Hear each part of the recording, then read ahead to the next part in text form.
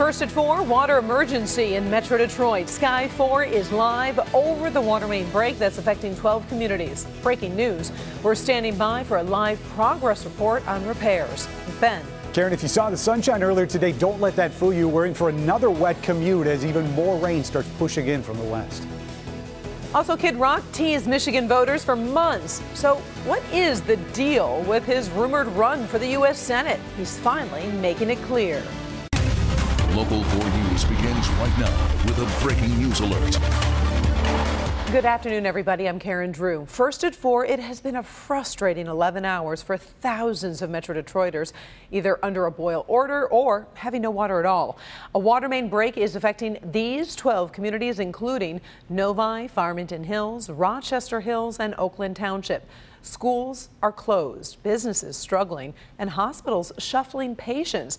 We are waiting for a live news conference on the very latest on those repairs. Now, let's go live to Jamie Edmonds at the scene of the break. And Jamie, this is going to take a while to fix. Oh, absolutely. I mean, look behind me. This is where the break happened on 14 Mile. Crews are working to repair the 48-inch transmission line. This is where the leak happened. It started yesterday. Today, they ordered a replacement pipe from out of state, but it's going to take a while to get here. They're saying maybe Wednesday. All day today, we have been here, and this scene continues to grow as they are working on this situation. They tell me that their priority is trying to repressurize the system to get to people that are having no water right now, to at least have them have some water so they can boil it and use it. They tell me that is their priority. Right now, the line should come on Wednesday, and it would take 48 hours to fix. I'm understanding that the press conference is starting right now, and let's get a live update from the Great Lakes Water Authority. Treat that to standards that surpass the regulatory requirements. You know, the main break of this magnitude impacting so many customers is really unprecedented in our system. In an emergency situation like this, we will always err on the side of caution in advising our public about how to assure their water is safe to use.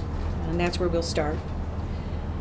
We're very sorry for the impact that this is having on families and businesses in the communities that we serve.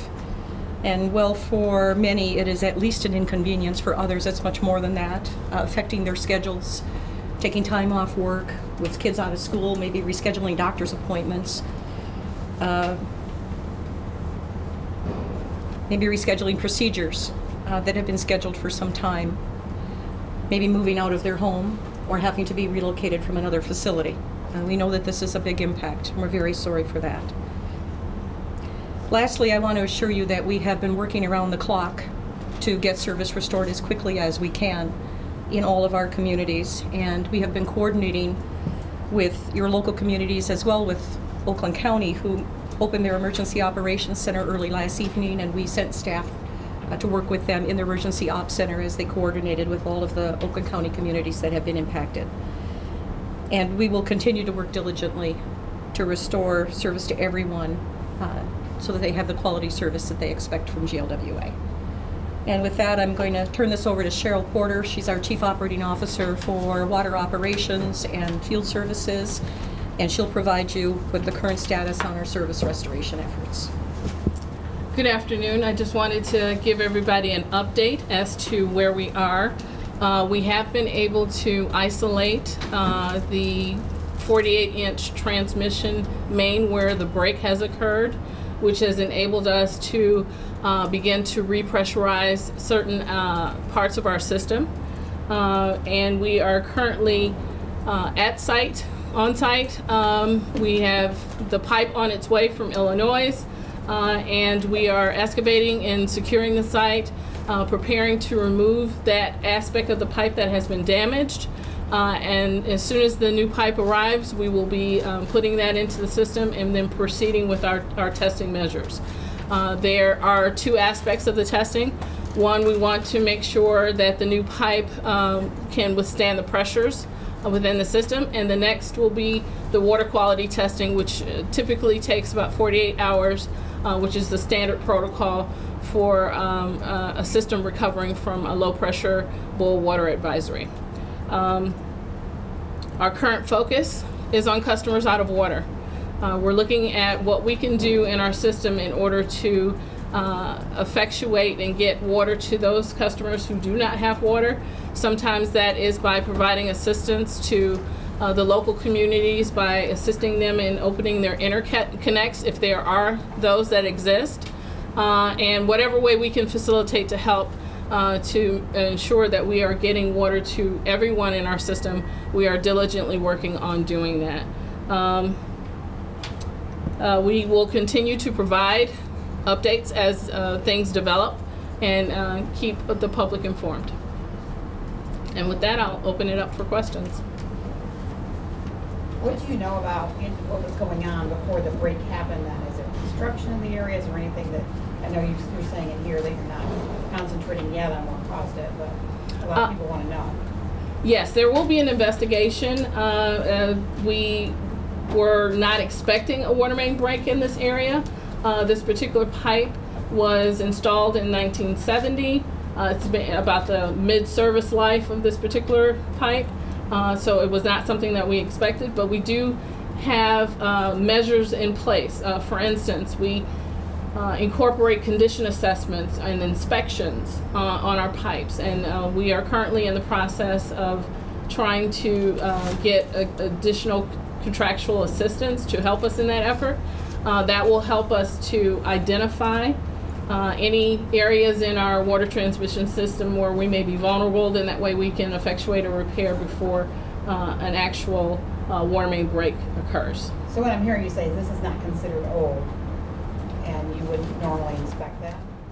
And you have been listening to the very latest from the Great Lakes Water Authority, holding a press conference on the water emergency situation that is dealing with 12 different communities. We have just found out that they have ordered a new pipe that is coming in from Illinois. It should get to our area tomorrow, but again, in terms of having that water be safe and clean and ready to use, they said typically it may take about 48 hours after installation of that pipe. Again, this is a developing story affecting so many different people. Let's bring in Paula Tutman. She's been talking to many of the people that have been affected by this situation. And Paula, we are seeing evacuations today. This is serious.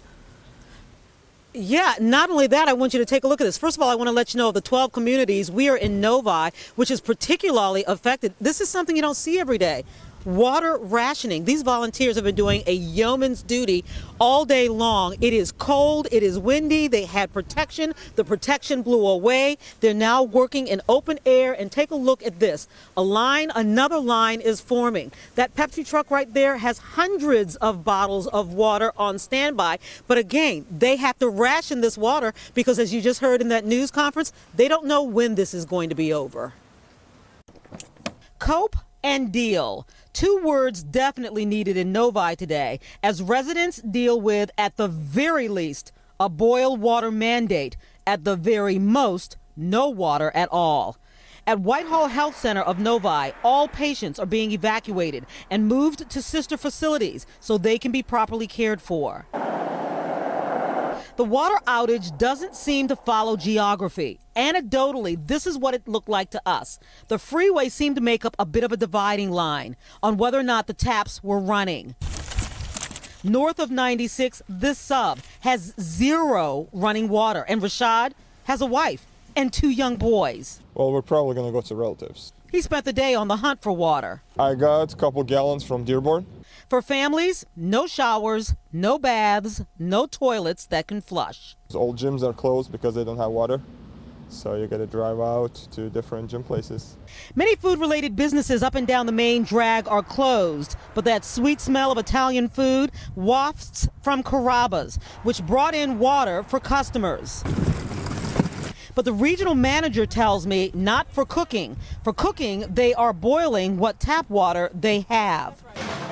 But there is a coordinated response by the city as well as volunteers. You ready, brother? Ready. At the community center near the library and police station, volunteers hand out water. We've got 20 over here. 4 bottles per person per day. We're seeing their license to make sure they're Novi residents, but they're telling us how many people are in their family and they're writing it down. These are the efforts of the Community Emergency Response Team and volunteers in public safety. And the toilets don't flush, but there are porta potties as well. And they're located throughout the city at the police department, fire departments, and some other places. Okay, you can see they're still trying to work all of this stuff out. This is water for drinking and for humans. They've not addressed pets. I don't even know whether or not pets can drink the water. I'm going to make a call to a vet and find out. I'll let you know coming up today at 5. Notice there's no water for showering or for flushing toilets. What is it like to live without water? Join us today at 5. We go inside a house to see what she's doing to remind herself not to drink the water. Karen. All right. Thank you very much, Paula. And as we had said, the Great Lakes Water Authority is giving an update on the water main break and the timeline for repairs. Let's see if we have some new information and see if we can listen in. And if not, we will go and post that on clickondetroit.com. All right. Thank you very much on that. There is a lot of information to sort through, and Click on Detroit has created a list of things that you do need to know. You can find a complete list of school closures. You can review the list of communities affected to see if you or perhaps someone you know is on the list. You can follow updates on those repairs. It's all on the homepage at clickondetroit.com. And then coming up at 5, we're going to take a look at the impact on the hospitals and the patients. A boil water advisory is inconvenient to say the least, but for hospitals, it means emergency plans come into play. I'm Dr. Frank McGeorge. Tonight at 5, how the 2 largest hospitals affected are handling the situation, what it means for patients, anyone with an emergency, and even people with doctor's appointments. That's tonight at 5. All right, thank you, Doc. And there is rain in the first forecast, which definitely will not help those crews at the scene of that water main break. Let's get the very latest from Ben. That's true, Karen, although it looks like it may have mercy on us for the commute, because it looks like most of the widespread wet weather is going to hold off till we get closer to about 7, 8 o'clock. But there's scattered showers out there. You see them now from Ypsi up through the northern part of our west zone. But you go further into Genesee County, this is the beginning of that widespread swath of rain, which is for the most part hanging out in West Michigan. That's going to swing through here this evening, and it's going to keep us plenty wet, especially after we get past sunset tonight. Temperatures will be in the mid-40s through midnight. But we've got some chillier nights to go. We'll look at that in your 7-day forecast coming up. Karen. All right, thank you, Ben. Still ahead, fire danger in thousands of kitchens. We are tracking a Help Me Hank recall that just expanded. What you need to know. And a big cat debate. Another major city could change the laws and how owners treat their pets. Make sure to stick around for this story. First at 4. Jerry Lewis. We have an important Help Me Hank consumer alert for you about dishwashers that could actually catch fire. The recall has been expanded to include more than 500,000 dishwashers. The company BSH Home Appliances says 5 power cords have overheated, causing fires. Also some property damage. Now, fortunately, no one's been hurt. The appliances were sold under the names Gen Air, Thermador, Bosch, and Gaggenau from January of 2013 through May of 2015. You can find a link to specific model numbers on the Help Me Hank page at clickondetroit.com. Rock star Kid Rock says he is not running for the U.S. Senate here in Michigan. He made that announcement today during an interview with Howard Stern. He says the whole thing was a joke, but when people started to freak out, he decided to roll with it for a while. Kid Rock says he's learned a lot, but is focusing on a new album and his new tour. Detroit politics takes center stage tomorrow. Join us for the only debate between Mayor Mike Duggan and State Senator Coleman Young II. Their thoughts on the future of Detroit tomorrow night at 8 o'clock only on Local 4. By the way, the blacklist will run at 1:30 in the morning, so set your DVR. Kind of a hazy, crazy weather day. Is that an official term? Well, yeah, I think it's in the book somewhere. Probably. But we saw some sunshine, we saw some clouds, some rain. It was a little bit of everything. We're not done with the rain just yet. Looks like there's going to be plenty more out there tonight, but as we told you in the first block, probably going to skip out at least on the widespread stuff until we get closer to sunset. That's when a lot of this is going to start making its way to the east side of the state. It's all sort of wrapped around that low, and you can see it circulating there in the UP and southern parts of Canada. It is pushing a little boundary through here, so probably maybe a cold front, maybe not, but there definitely is going to be some chillier air tomorrow on the other side of it. And those temperatures you thought were cold out there right now, wait till you see the numbers we've got for tomorrow afternoon. We've hit our highs already. In some spots we actually got into the mid-50s. But those numbers have started to turn. 40s already in our west zone. Howell 47, Fletcher at 49, Ann Arbor at 48. And officially we're at 50 right now at Metro Airport. The winds are more than noticeable. Gusts are now approaching 40 miles an hour in a couple spots. Metro Airport, Mount Clemens, two of the fastest right now with those wind gusts of 38. So we've got that low that's going to be pulling out, taking the cool air with it.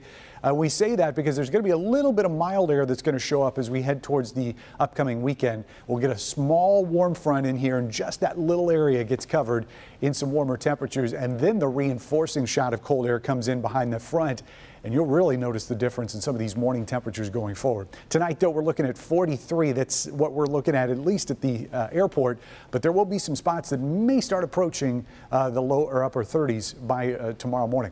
Here's a look at high temperatures in your 4-zone forecast. 50 degrees downtown. 49 is what we're calling for an official high tomorrow. South zone temperatures generally upper 40s here. May hit 50 towards Monroe and Carlton. West zone, you're one of the cool spots right now. And tomorrow we're looking at upper 40s in the afternoon. These should actually happen in the correct spot right about this time tomorrow afternoon when we typically see highs, and mid to upper 40s is what we're looking at in our north zone for tomorrow. And then as far as the rainfall goes, a little bit better chance of seeing those showers in the first part of the day. Still a chance we could see a brief scattered shower in the second half, but notice that those temperatures are going to stay in the 40s for most of us. A little bit of an improvement Thursday and Friday. We get back to the low 60s, but then here comes the weekend. Highs barely getting to 50, morning lows in the 30s. So we've got mid 30s here, but we're going to pay very close attention to Thursday morning. That could be our first sub-freezing start for a lot of us. We'll be watching that as we approach Thursday morning. Karen? All right, thank you, Ben. Still ahead, what would you do to get a smartwatch for just $25? We will tell you about a bargain that comes with a couple strings attached. Up first, many animal lovers face a tough choice when it comes to declawing their pets. We'll tell you why that debate is heating up in a major American city. Speaking of big events, don't forget to watch the Detroit Lions battle the Pittsburgh Steelers this weekend. The game kicks off at 8:30, only on Local 4. That's on Sunday night. Don't wait. In today's trending stories, the debate over declawing cats is raging once again in another big city, Denver, Colorado, considering a law that would make it illegal to remove an animal's claws surgically. Supporters say it's painful for cats and leads to behavior issues. Cats who need to be declawed for, quote, medically necessary reasons could be excluded. Cities like Los Angeles, San Francisco, and West Hollywood already ban the procedure. One of the nation's largest life insurance companies is offering Apple Watches for just $25, but there is a catch, isn't there always? John Hancock is partnering with Apple to offer the Vitality program to its members. The $25 is an activation fee, but then customers must exercise regularly for 2 years. Of course, the watches monitor your activity, and if you don't exercise, well, you have to pay for the watch yourself. The watches normally sell for $299. It's getting spooky. I know. Well, it's like they want you to be active, but it's so Big Brother to see, like, on you didn't run. Do more crunches. Take a look at this painting. Art experts say it's a genuine Leonardo da Vinci that has been lost and found over hundreds of years. Now, it could sell for millions when it's auctioned off next month. But listen to this. At one point, someone actually sold the painting for just $60. Back then, the painting had been altered with a beard and mustache. Now it has been restored, verified, and will be sold again. There are only about 20 known paintings by Da Vinci, and it is the only one that's privately owned. Still ahead, we are following the breaking story of a water main repairs and a massive boil water alert. So we will recap the very latest and what you need to know to keep your family safe and understand exactly what's going on with the kids in school. We'll have that for you when we come back. Doing something that's never been done before when someone's life is on the line takes more than confidence. When I first heard about this, I thought it was pretty much crazy talk. You and the rest of the world. The books say connecting these blood vessels would be deadly. I'm Dr. Frank McGeorge. Tonight at 11, how doctors here in Detroit proved conventional wisdom wrong and pioneered a life-saving medical procedure. All right. right, we want to recap the latest on the water emergency in Oakland County. 12 communities are under a boil water alert because of a broken water main in Farmington Hills. Those 12 communities are right there on your screen. Included also is Novi. There is no water coming from the faucets at all. The Great Lakes Water Authority says a replacement pipe is on the way from Illinois. Meantime, they're focusing on restoring water pressure in areas with low or no pressure. As for the timeline, they expect the pipe to be replaced sometime tomorrow night, but then the water needs to undergo at least 48 hours of testing. So the earliest the boil water alert could be lifted is Friday. We'll have more on this breaking story tonight at 5. Meantime, Inside Edition is next.